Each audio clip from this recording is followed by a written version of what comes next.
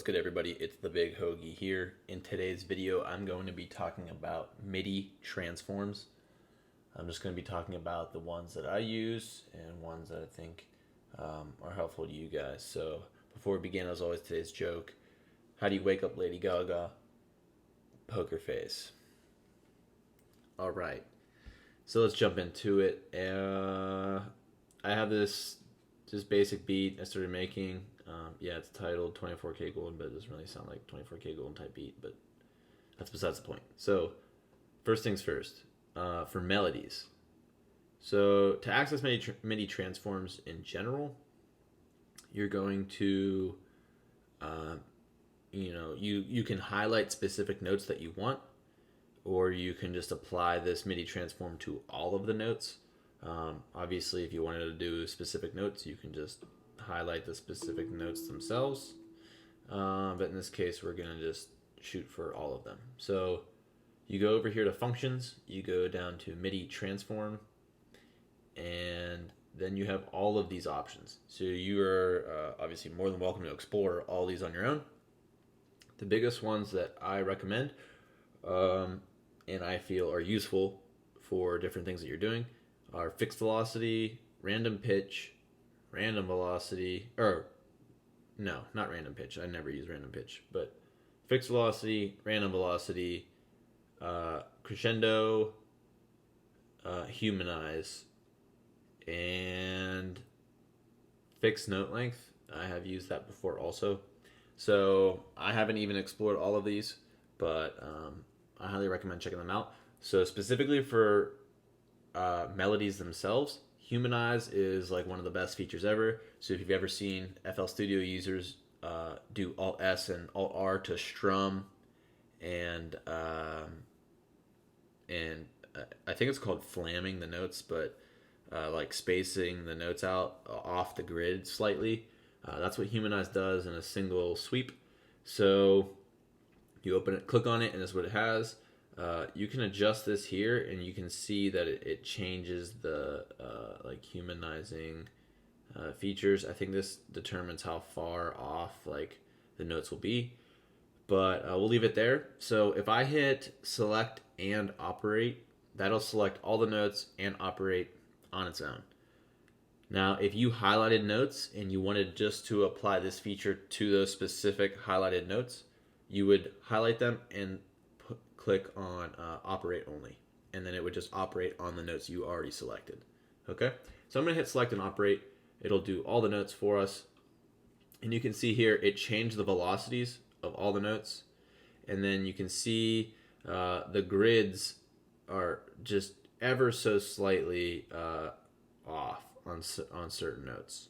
Okay, like especially this one here, you can see is definitely more to the left of the line, just barely, but it's enough to add a more natural sound to the melody. Okay, so that's number one. Now let's say you pulled in a MIDI file for a melody itself, and it had a bunch of different velocities. That's the reason I would use the fixed velocity if you wanted to like refocus all the velocities to a certain level. You can hit fixed velocity, set it to the exact velocity you want, and then obviously, as before, operate on either the whole thing or the highlighted notes. So those ones are big.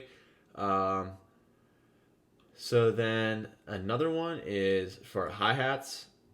So for hi-hats, it's kind of nice to add a little bounce to them.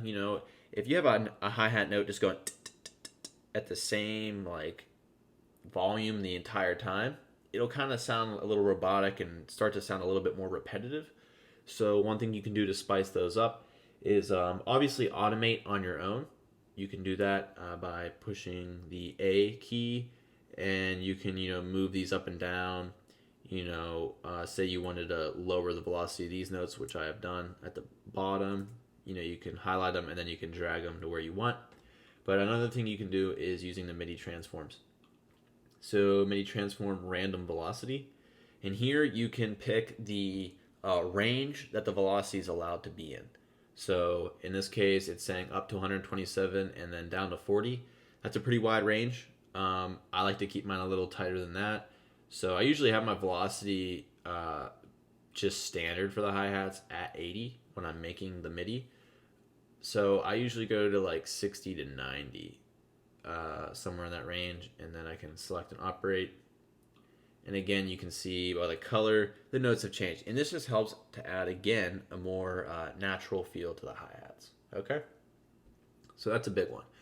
Now, sometimes if you have just a straight hi-hat pattern, one feature you can do is the crescendo, I believe is how you say it. Maybe it's some like crazy French thing, I don't know. But the crescendo, it starts at a certain velocity, and then the velocity will continually increase until till the end. So if I do this right here, why is it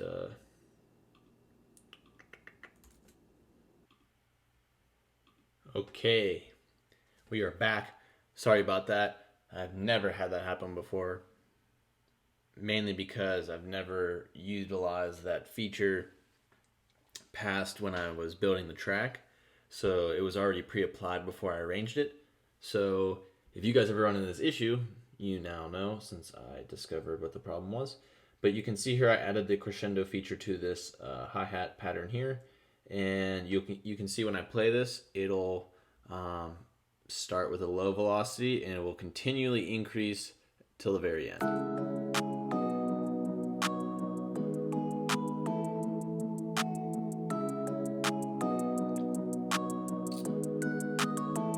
Okay, so you can see how that works.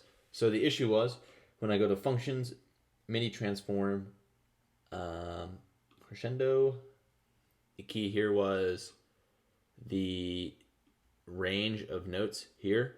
So I am applying it from bar 9 to 16. It was applying it through the first set of bars. So it was applying it to practically nothing. So yeah, I just had to make sure this was 9 to 16.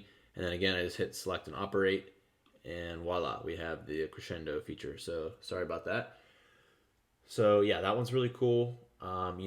It's one of those things you can apply to the background, and because it has that increasing velocity, it will kind of like create this tension in the track and this build up for like a drop or, just for all the drums that come in, something like that. So it's a neat feature. I've used it before.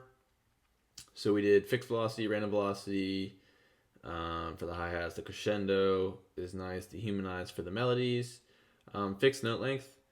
I've done this before when I was making a melody and it was kind of all jacked up, or a bunch of notes got messed up. I just highlighted the whole thing, and you can set the length that you desire.